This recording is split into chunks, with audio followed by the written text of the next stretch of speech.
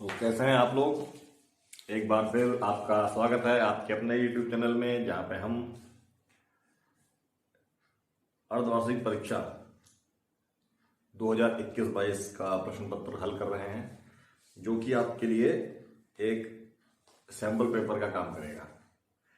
ठीक है, यह प्रश्न पत्र मैंने आपको पहले ही अपलोड कर दिया है, तो वहां से आप प्रश्न देखकर इसको हल कर सकते हैं और अपना मिलान कर सकते हैं कि आपने आंसर सही लगाए हैं कि नहीं। ठीक है, तो देखते हैं पहला प्रश्न जो आपने हल किया होगा, और मैं आशा करता हूँ कई लोगों का ये प्रश्न सही होगा, और जिनका सही नहीं है देखते हैं उनका सही कैसे होगा। तो पहला प्रश्न है, आपके पास एक रिलेशन है। जो पहला प्रश्न है, आपके पास एक संबंध है आर। जो आर संबंध है वो प्राकृतिक संख्या से प्राकृतिक संख्या पर है। तो इसका मतलब जो आर डिफाइन हो रखा है, आर डिफाइन हो रखा है x, y such that x plus 2y बराबर 8, ये डिफाइन हो रखा है।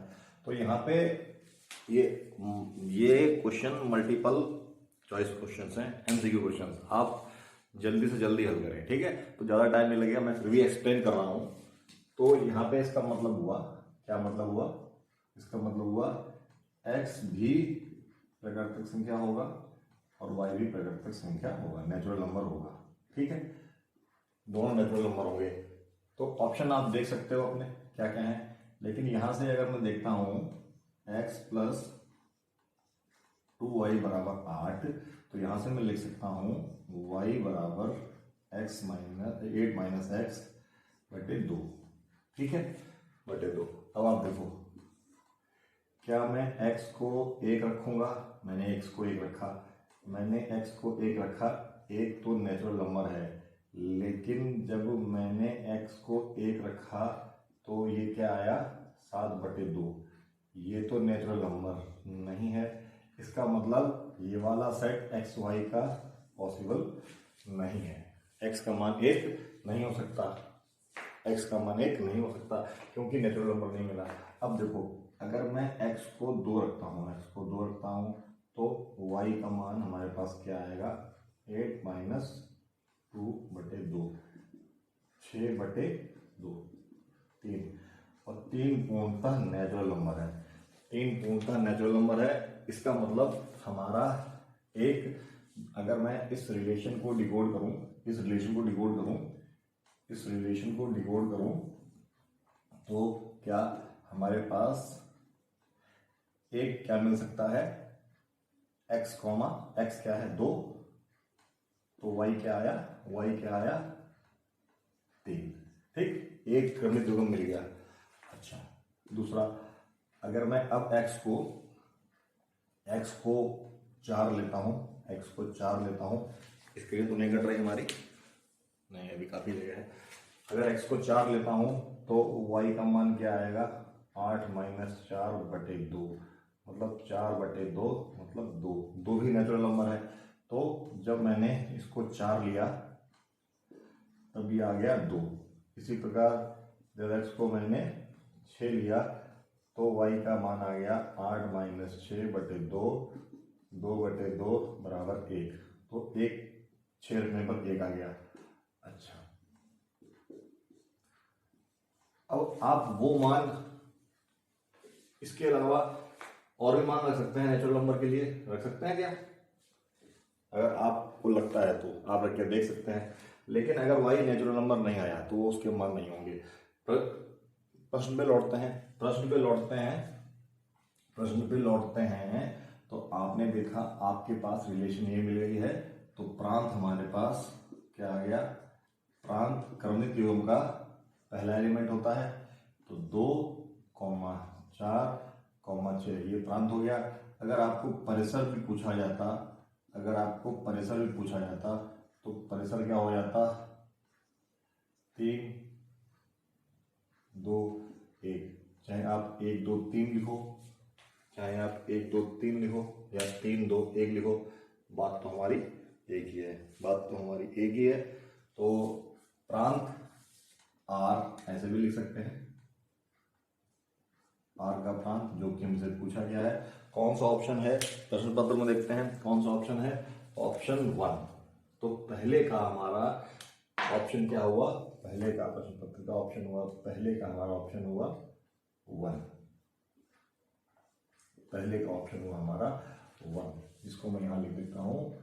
क्वेश्चन 1 का जो का है, का पहले का क्या हुआ, पहला ऑप्शन क्या है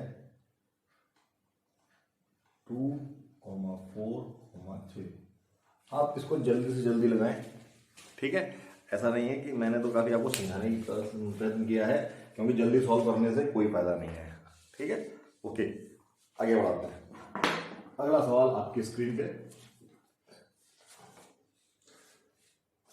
इस तरीके से, आपको पूरा टाइम इस पर नहीं लगाना है, इसको जल्दी से जल्दी सॉल्व करना है। मैंने आपको रख के देखा, मैंने कहा और मान रख के देखो क्या पॉसिबल है, और लेकिन अगर आपने x का मान 8 रख दिया, 8 रख दिया, 8 रख दिया, तो y का मान 0 आएगा। तो 0 क्या नेचुरल नंबर है, इसका मतलब x का मान 8 नहीं हो सकता, ठीक है।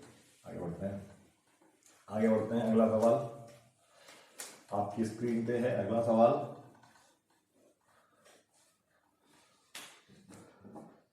आपको एक एंगल दे रखा है, ठीक है, 4 ऑप्शन दे रखे हैं। मैं ऐसा करता हूं, आपने इसको हल कर लिया होगा। Sine cot inverse cos tan inverse 1, आपको ये एंगल दे रखा है। अच्छा, टेन इनवर्स 1 हम सब जानते हैं, क्या जानते हैं कि टेन इनवर्स 1 अगर थीटा है तो क्या, टेन इनवर्स 1 थीटा है तो क्या, थीटा π/4 होगा। मतलब अगर टेन थीटा की वैल्यू निकालूं और थीटा 45 डिग्री हो जाए तो वो क्या हो जाएगा, 1 हो जाएगा। तो कहने का मतलब है यहाँ पे क्या हो गया, मैं इसको π/4 रख सकता हूँ, मैं इसको π/4 रख सकता हूँ डायरेक्ट। अच्छा, मैंने इसको π/4 रख दिया। और cos π/4 क्या होता है, cos π/4 होता है, cos π/4 होता है 1/√2। अब आगे क्या करेंगे, आगे क्योंकि कॉट का किसी एंगल का मान 1/√2 हमको ज्ञात नहीं है, हमको ज्ञात नहीं है, तो हम क्या करेंगे, लेट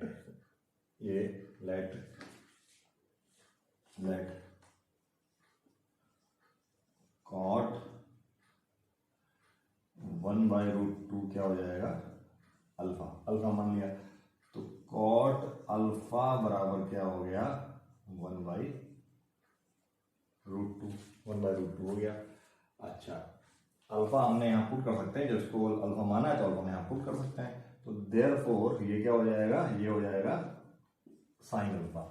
अब आपको कॉट अल्फा की वैल्यू दे रखी है, आपको साइन अल्फा की वैल्यू निकालनी है।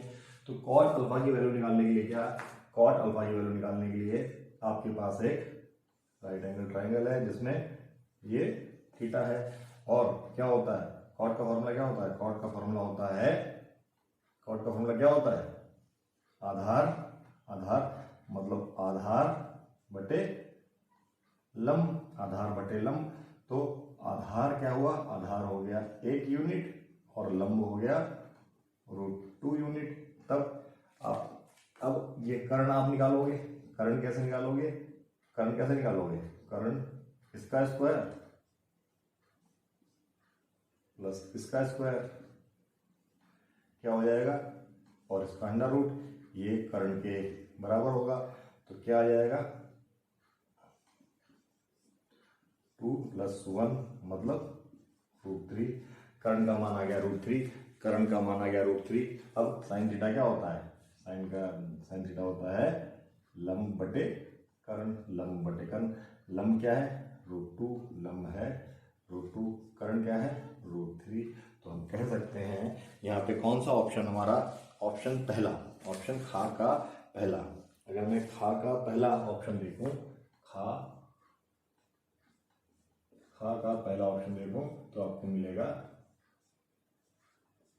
2/√3। 2/√3। इस प्रकार हमारा जो दूसरा है वो भी सही हो रहा है। ठीक है, चलो पहला वाला हमारा ये कट रहा है, चलो इसको हम ऊपर लेके आते हैं, इसको ऊपर लेके जाते हैं ताकि हमारा पहला उत्तर भी नजर आने लगे जो मैंने लिखा है। ठीक है, ये मेरा पहला उत्तर भी नजर आने लगा। ठीक है, तो पहला उत्तर भी नजर आ रहा है और दूसरा उत्तर भी नजर आ रहा है। यहाँ पे हम लोगों ने ये कर लिया। ठीक है, अब हम बढ़ते हैं आगे।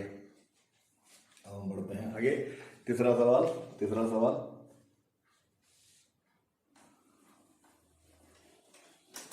आपकी स्क्रीन पर मैं ट्राई करता हूं, आपने उसको सही तरीके से हल किया होगा। क्या दे रखा है आपको?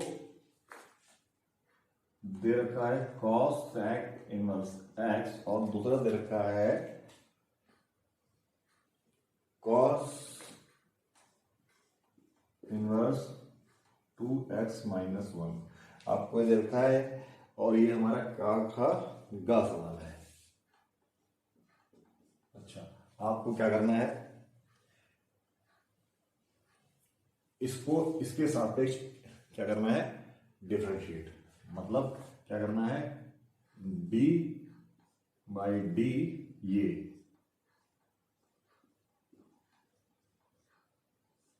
और ऊपर क्या है, d/dx किसका, d/dx। जब मैं ऊपर लगा दूं तो भी चलेगा, ये कोई दिक्कत नहीं, आपको समझ में आना चाहिए। 2x-1 हमें ये निकालना है। तो चलो शुरू करते हैं। अगर मैंने इसको मान लिया u, इसको u मान लिया, तो यहाँ पे u मान लिया, तो मेरे पास क्या हो जाएगा, cos, मतलब x तो यहीं रह जाएगा और cos वहां चला जाएगा, तो क्या आ जाएगा, cos u चला जाएगा। अब देखो, क्या मैं यहाँ पे x का मान रख सकता हूँ? अगर मैंने x का मान यहाँ रख दिया होता, cos इनवर्स 2 cos 2² x होगा, ये यहाँ पे थोड़ा गलत है, इसको स्क्वायर कर लिया मैंने। हाँ, cos इनवर्स u -1, और ये जो फॉर्मूला होता है, ये फॉर्मूला होता है किसका, cos 2u का। किसका होता है, 2u का। तो cos से cos खत्म हो जाएगा, क्या बचेगा मेरे पास बचेगा 2u। और हमें निकालना तो ये है, ठीक है, हमें ये निकालना है। तो क्या निकालना है हम लोगों को, अब आप देख सकते हो ये क्या है, हमें एक क्यूब में निकालना है cos, इसका मान क्या है, इसका मान है 2u, नीचे लिखते हैं। इसका मान क्या है, इसका मान है 2u, और इसका du, इसका मान है u। तो अगर मैं यहाँ से 2 बाहर लेता हूँ तो क्या बचेगा मेरे पास, du से कट जाएगा, आंसर आएगा 2। 2 कोई आंसर है, हाँ, गा का जो गा है इसका पहला आंसर ही है, इसको हम बोलते हैं 2। पहला आंसर ही है, इसका आंसर है 2। कितना आसान सवाल है, ठीक, कितना आसान सवाल है। आगे बढ़ते हैं हम लोग, इसका अगला ऑप्शन क्या कह रहा है कि एक आपको घा है, आपको इसमें इंटीग्रेट करना है। क्या है, 1 + sin 2x का आपको इंटीग्रेट करना है। 1 + sin 2x का आपको इंटीग्रेट करना है। हल करने से पहले दोबारा मैं आपको बताना चाहूँगा, ये आपके पास इसका वीडियो प्रश्न पत्रिका मौजूद है, आप वहाँ से प्रश्न उतारें, प्रश्न उतारने के बाद यहाँ से इसका हल देखें। ठीक है, यहाँ से इसका हल देखें जिससे आपकी तैयारी को एक नया आयाम मिले, तैयारी को आपको एक नया आयाम मिले। और डरने की कोई बात नहीं है। अगर आपने अभी तक कुछ भी नहीं किया है तब भी आप जो आपको आता है उस पर वर्कआउट करें, जो चीज़ें आपको आती हैं उस पर वर्कआउट करें, डरने से कुछ नहीं होने वाला। तो जो जो आपने पढ़ा है, जो जो पार्ट आपको सरल लगते हैं उन पार्ट पे फोकस किया जाए, उन पार्ट की प्रैक्टिस की जाए, ताकि जो आता है वो गलत करके ना आए। ठीक है, तो देखते हैं ये सवाल। तो ये सवाल हमको पता है, क्लास 10 में हमने पढ़ा हुआ है। क्या क्या पढ़ा है? Cos square theta plus sine square theta 1 होता है, 1 होता है। तो अगर मैं 1 की जगह यहाँ पे 1 की जगह ये रख देता हूँ, लेकिन किस में रखूँगा? साइन में रखूँगा। किस में रखूँगा? साइन में। कॉस स्क्वायर एक्स में रखूँगा। किस में रखूँगा? एक्स में। ये मैंने रख दिया। ठीक है, 1 की जगह। अच्छा, और साइन 2 थीटा का फॉर्मूला हमने पढ़ा है, sign 2x cos sine x और 2 साइन एक्स और कॉस एक्स। मतलब क्या? अगर मैं साइन थीटा का फॉर्मूले की बात करूं, साइन थीटा की फॉर्मूला की बात करूं तो साइन 2 थीटा की क्या फॉर्मूला होता है? 2 साइन थीटा कॉस थीटा। ये आपको फॉर्मूले पता होने चाहिए, इसलिए मैं जरूरत पड़ने वाले फॉर्मूले आपकी स्क्रीन पे लिखता रहता हूँ। अब देखो क्या, A square B square plus 2ab, मतलब मैं अंडर रूट के अंदर लिख सकता हूँ cos x plus sine X का होल स्क्वायर। क्या लिख सकता हूँ? Whole square.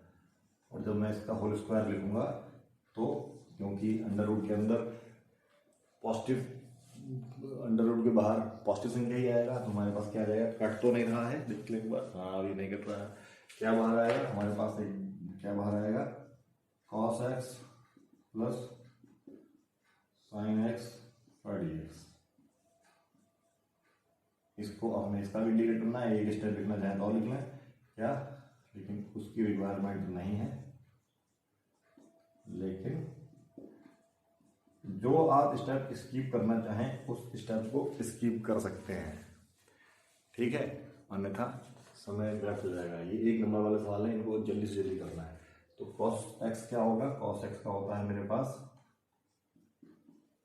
साइन एक्स, और साइन एक्स का क्या होता है? माइनस कॉस एक्स प्लस सी। ये मेरे पास आंसर आने वाला है। तो कौन सा आंसर है? Sine x. इसका भी इत्तेफाकन हमारे पास पहला उत्तर ही है। क्या है पहला उत्तर? है वो क्या है? Sine x minus cos x plus C. Sine x plus cos x plus सी।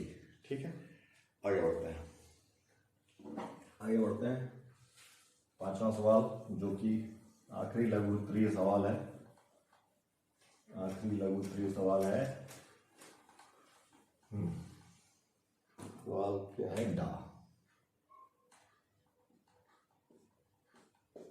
क्या है? एक वृत्त है कि त्रिज्या 6 है। एक वृत्त है जिसकी त्रिज्या 6 है। ठीक है, जिसकी r बराबर 6 है। ठीक है, r बराबर 6 है। r के सापेक्ष क्षेत्रफल का परिवर्तन ज्ञात करो। अच्छा, अगर इसका रेडियस r है, इसका रेडियस r है, तो एरिया क्या होगा? एरिया होगा इसका पाई r स्क्वायर। और r के सापेक्ष परिवर्तन ज्ञात करना है, तो r के सापेक्ष इसको अवकलन करने पर तो क्या आ जाएगा? dA बटा dr। तो ये क्या आ जाएगा?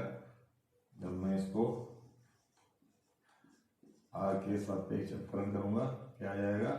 भाई पाई तो कांस्टेंट है और r स्क्वायर का होगा तो क्या आएगा? 2r। ठीक, तो क्या आ जाएगा? 2 पाई r। 2 पाई r। ठीक है, 2 पाई r आ जाएगा, यहाँ लिख देते हैं 2 पाई r। अच्छा, अब r का मान जब 6 था तब उसका कितना चेंज होगा? एरिया के हिसाब से चेंज हो रहा होगा, तो हम क्या लगाएंगे? 2। आंसर पाई की वैल्यू उठने की जरूरत नहीं है, क्योंकि पाई में हमको दे रखा है 12 पाई आपको पाई में उत्तर दे रखा है, तो उत्तर क्या है 12 पाई मतलब 1। तो आपने देखा किस प्रकार हमने पहला प्रश्न आसानी से हल किया, और मैं आशा करता हूं आप सभी लोगों ने ये प्रश्न आसानी से हल कर पाए होंगे। ठीक है, तो बढ़ते हैं अपने अगले सवाल की तरफ।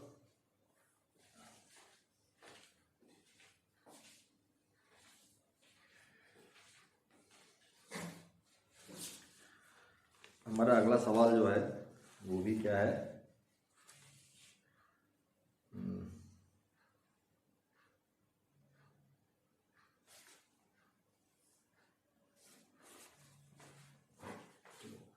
अगला सवाल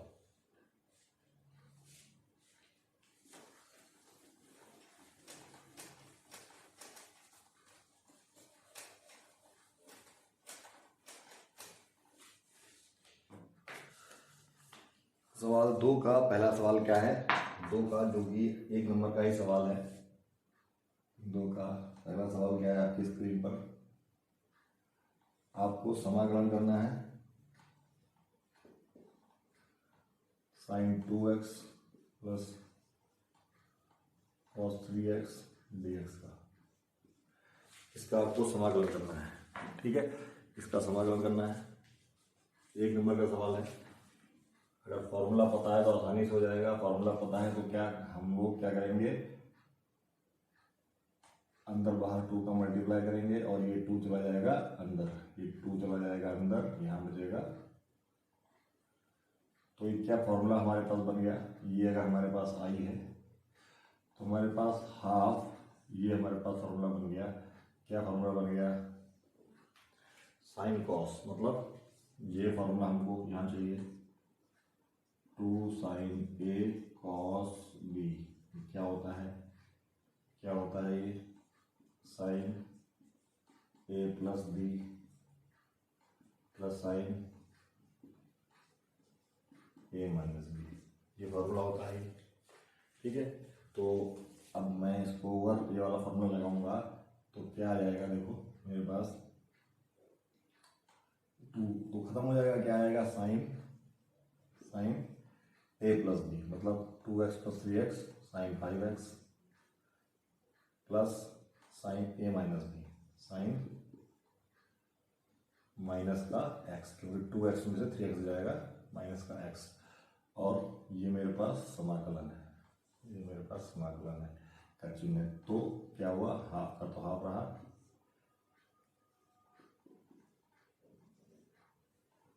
साइन 5x dx। अच्छा, ये माइनस बाहर आ जाएगा, ये माइनस साइन में बाहर आ जाता है, क्या लिखा जाएगा साइन x dx। ठीक है, अब हाफ इसके साथ भी लगेगा तो उत्तर मेरा क्या आएगा, हाफ, ये हो गया मेरा cos 5x बटे 5। अच्छा, अगर मैं कॉमन लेके रखता हूँ यहाँ पे हाफ, तो मैं कॉमन भी लेके रख सकता हूँ, तो अगर कॉमन लेके रखता हूँ तो चीज़ नहीं रहेगी, लेकिन साइन का क्या होता है माइनस, और साइन का दोबारा माइनस माइनस क्या हो जाएगा, खैर माइनस लगा देता हूँ, ये क्या हो जाएगा cos x, और हमने बाहर लगा दिया c। तो उत्तर क्या होने वाला है, उत्तर होने वाला है, प्लस वाला आगे ले लेते हैं cos x, माइनस वाला पीछे ले लेते हैं, क्या cos 5x बटे 5, हाफ बाहर के साथ रहेगा ही रहेगा, प्लस 2 प्लस सी। तो अगर आपको ट्रिग्नोमेट्री का फॉर्मूला ये याद है तो आप ये सवाल आसानी से कर पाएंगे, आपको कोई दिक्कत नहीं होगी, इसलिए फॉर्मूले आपको ट्रिग्नोमेट्री के याद करने ही पड़ेंगे।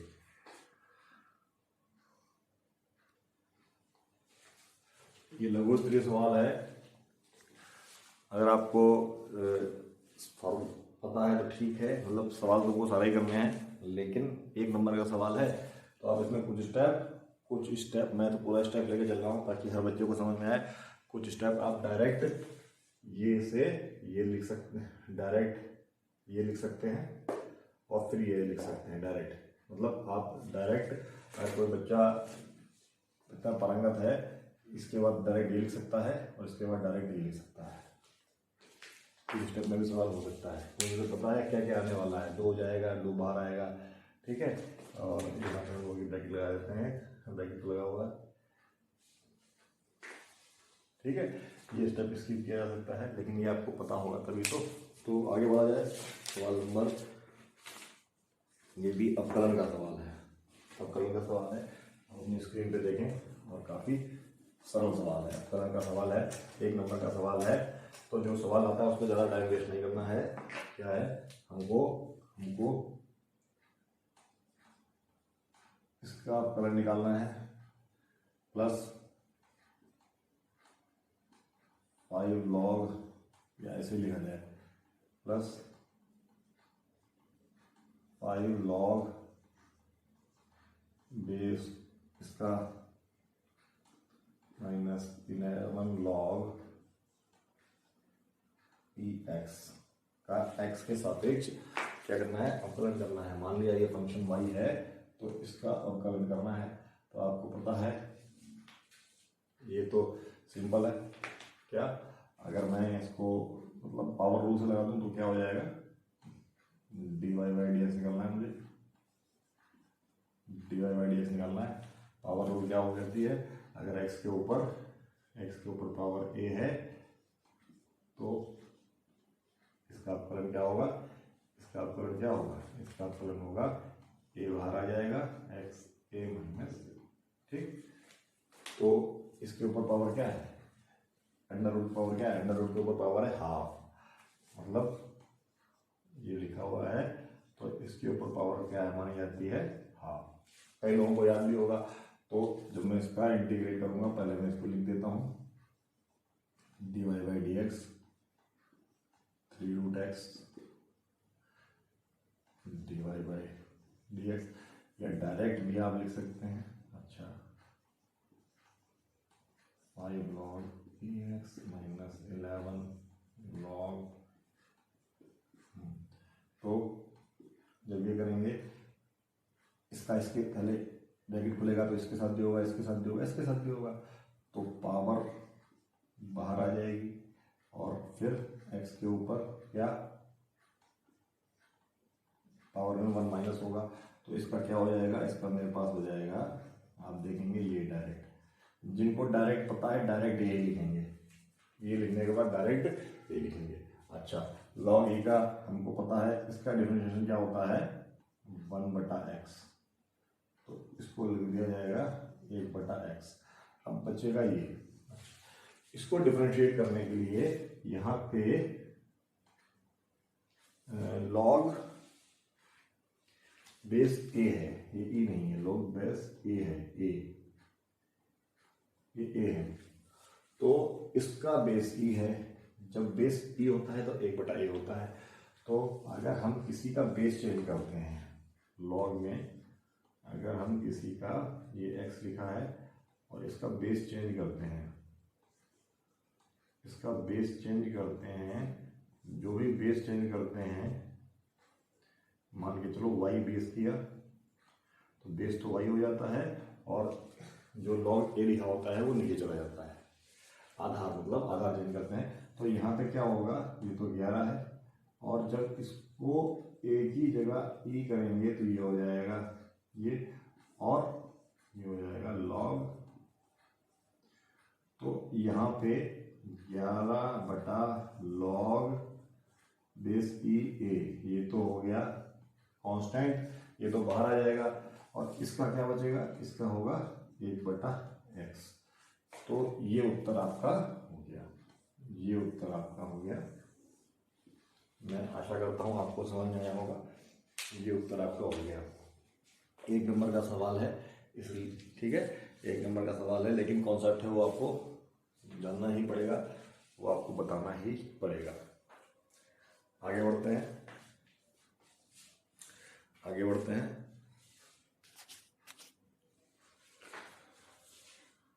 आगे बढ़ा जाए, आगे अगला सवाल, आपको एक मैट्रिक्स का निर्माण करना है, आपको एक मैट्रिक्स का निर्माण करना है, एक मैट्रिक्स का निर्माण करना है। मैट्रिक्स का जन 3 गुना 2 की मैट्रिक्स का निर्माण करना है। इसका मतलब रो, जो रो आएंगी हमारे पास, जो रो आएंगी वो 3 होंगी और जो कॉलम आएंगे, जो कॉलम आएंगे वो 2 होंगे। ठीक, तो मैट्रिक्स क्या होगी, हमने मान लिया मैट्रिक्स वो कौन सी है, वो मैट्रिक्स ए है। ए मैट्रिक्स का निर्माण करना है जिसका ऑर्डर क्या है, जिसका ऑर्डर क्या है 3 गुणा 2, जो कर दिया निर्माण। तो क्या निर्माण कर दिया, तो क्या हुआ, पहला एलिमेंट क्या आएगा, पहला एलिमेंट आएगा 1 1, दूसरा एलिमेंट क्या, रो कितनी है, रो हमारे पास 3 है, दूसरा एलिमेंट क्या आएगा 1 2, ये क्या आएगा, नहीं ये तो पहली रो है, तो पहला एलिमेंट में तो रो हमेशा एक ही रहेगी, लेकिन ये दूसरा एलिमेंट है? ये रो है तो रो 3 बना लेते हैं, क्योंकि अब कॉलम तो 2 ही है, आगे जाने की जरूरत नहीं है, आगे जाने की जरूरत नहीं है। तो अब ये हो गई हमारी दूसरी रो और ये हो गई हमारी तीसरी रो। ये दूसरी रो का पहले कॉलम का क्या है, पहली रो, दूसरी रो, तीसरी रो।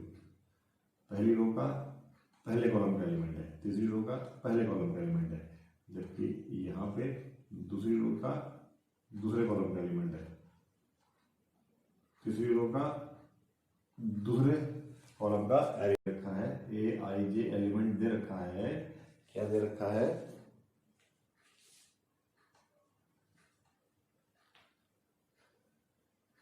ये शायद मॉड दे रखा है, मॉड। तो मॉड दे रखा है तो इसका मतलब सारे एलिमेंट क्या आएंगे, पॉजिटिव ही आएंगे। ये हमको दे रखा है एलिमेंट, ये दे रखा है एलिमेंट, मतलब ये मैट्रिक्स इस तरीके से बनेगी। तो देखो शुरू करते हैं, जब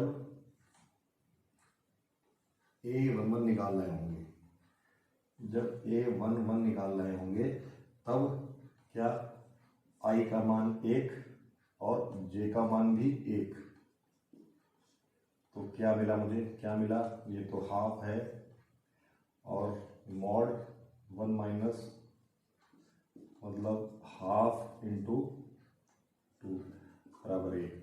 तो कहने का मतलब हमारे पास पहला एलिमेंट आ गया है, पहला एलिमेंट आ गया है 1। इस प्रकार से एलिमेंट निकालेंगे, इस प्रकार से एलिमेंट निकालेंगे, क्योंकि मॉड लगा है, मॉड लगा है तो कोई दिक्कत नहीं है, सारे एलिमेंट पॉजिटिव आएंगे, आने दो। ऐसे ही जब हम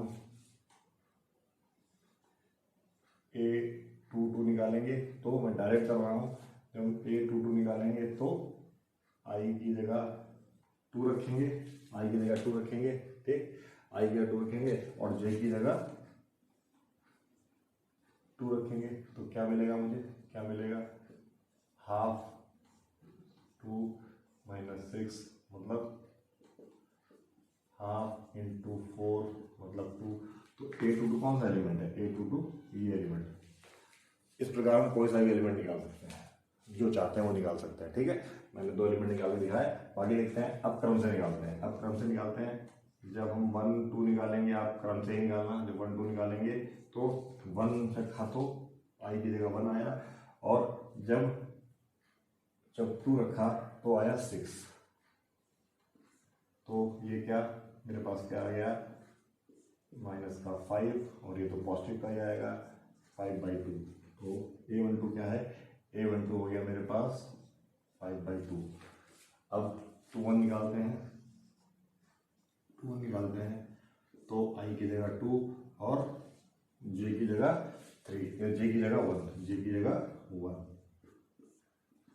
हाफ 2 माइनस 3 मतलब -1 आने वाला है, -1 आने वाला है जो कि पॉजिटिव हो जाएगा, तो आएगा 1/2। तो यहाँ पे लिख दिया हमने 1/2, 1/2। अब हम निकालेंगे 3 1, I की जगह 3 और J की जगह 1, मतलब ये तो नजर आ रहा है 0, तो लिख देते हैं 0। और उसके बाद आखिरी 3 2, हाफ I की जगह 3 माइनस 3 इंटू 2 की जगह मतलब J की जगह 2, क्या हुआ, ये तो हाफ है, 3 माइनस 6 मतलब हाफ माइनस 3, 3/2, 3/2। आपको आई जे दे रखा था, आपको पता होना चाहिए मैट्रिक कैसी है और आपने मैट्रिक निकाल दी, तो इसका आंसर ये होने वाला है। ठीक है, इसका आंसर ये होने वाला है। आगे बढ़ते हैं सवाल घा पाठ। मैं आशा करता हूँ आपको चीज समझ में आई होगी। अगर कैलकुलेशन मिस्टेक है तो आप कमेंट करके बता सकते हैं, अदरवाइज प्रोसेस आपको सीखना है। ठीक है, प्रोसेस सीखना है आपको, प्रोसेस सीखना है। अब एक वक्र है, वक्र क्या दे रखा है, वक्र y² बराबर x³। ये वक्र है, इसके कोई बिंदु पे, कोई P बिंदु है, इस पे अविलंब की समीकरण ज्ञात करनी है। ये वक्र है, कोई वक्र है, तो वक्र पहले बताओ अविलंब की समीकरण क्या होती है। अविलंब की समीकरण होती है y minus y1 minus 1/dy/dx। ठीक है, और यहाँ पे क्या, x माइनस x1, या आप ऐसे भी कर सकते हैं, माइनस इसके साथ ले लें। ठीक है, तो हम यहाँ से हमको ये तो हो गया हमारा x1, ये हो गया y1, ये हो गया x1, ये हो गया y1। तो हम पहले इसको अवकलन करेंगे। तो जब इसको अवकलन करेंगे तो हमारे पास क्या मिलेगा, इसको जब हमने x के सापेक्ष अवकलन किया, क्यों किया, हमको dy/dx निकालना है। तो ये क्या आया मेरे पास, 2y dy/dx 3x² ये आ गया। अच्छा, तो dy/dx हमारे पास आ गया है 3x²/2y। ठीक है, मान निकालेंगे इस बिंदु पे, मान निकालेंगे, कट तो नहीं रहा हमारा, नहीं, इस बिंदु पे मान निकालेंगे।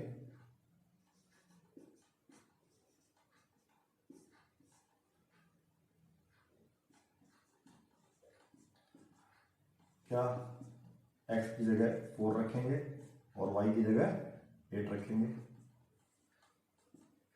16 आंसर आएगा 3।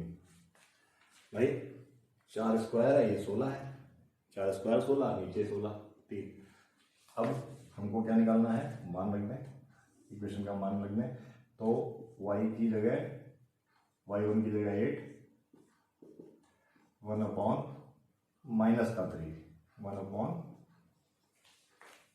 1/-3, और यहाँ पे x माइनस कट रहा है तो हम लोग नीचे लिख लेते हैं।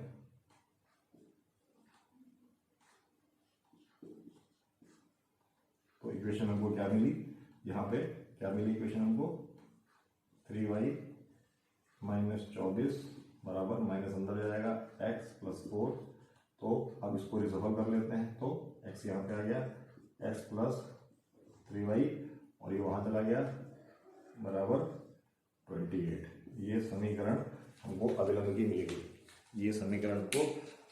मिल गई, ठीक है। x + 3y बराबर 28, अगला सवाल करते हैं आपकी स्क्रीन पे, संभवतः आखिरी सवाल है, हाँ आखिरी ही सवाल है इस प्रश्न 2 का, 1 नंबर का, x + 3y बराबर 28। तो देखते हैं, इसमें आपको x log x dx का इंटीग्रेट करना है। तो आपने एक टर्म सुना होगा, इलेट, और मैं इसको रटाने की अपेक्षा ये बताना ज़्यादा अच्छा समझता हूँ। आपको इसमें एक फंक्शन का इंटीग्रेशन करना है और एक फंक्शन का डिफरेंशिएशन करना है। एक फंक्शन का आपको अवकलन करना है और एक फंक्शन का आपको समाकलन करना है। बाकी इससे रिलेटेड बात आप कर सकते हो। तो मुझे पता है मैं इसका समाकलन करूंगा तो x² हो जाएगा। अगर मैं एक्स का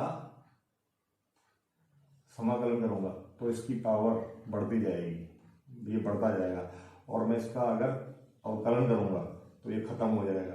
तो मैं इसको ऐसे याद रखता हूं। तो देखते हैं क्या, मैं यहां पे और मैं log x जो है इसका अवकलन करूंगा। अगर इसका अवकलन करूंगा log x का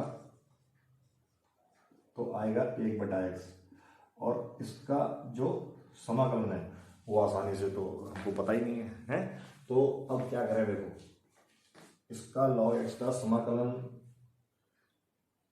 तो ये x का तो करेंगे इंटीग्रेशन और log x को हम ऐसे ही छोड़ देंगे, क्योंकि अगर हमने log x का समाकलन कर दिया तो हो नहीं पाएगा। तो मैं इसको मिटा रहा हूं, माइनस, अब हमने क्या किया, log x का डिफरेंशिएशन किया इनटू, और ये हमारे पास x का समाकलन तो हो ही रखा था, और पूरे का अवकलन कर दिया। तो ये तो हमारे पास क्या आ गया, log x into x square by 2, और यहाँ पे log x को हम क्या लिख सकते हैं, 1/x जब इसका डिफरेंशिएट करेंगे, और ये क्या हो जाएगा, एक्स स्क्वायर बाई 2 का dx। अब इसको तो डायरेक्ट लिखा जा सकता है x square by 2 log x, जबकि यहाँ पे क्या है, x कट गया, क्या बचा, 1x बचा, और उसका इंटीग्रेशन क्या होता है, एक्स स्क्वायर बाई 2, और 2 नीचे से है तो ये हो गया 4 प्लस c। बस यहाँ पे ये सवाल आपका समाप्त होता है। मैं आशा करता हूँ आपको समझ में आया होगा। इस वीडियो में इतना ही, धन्यवाद।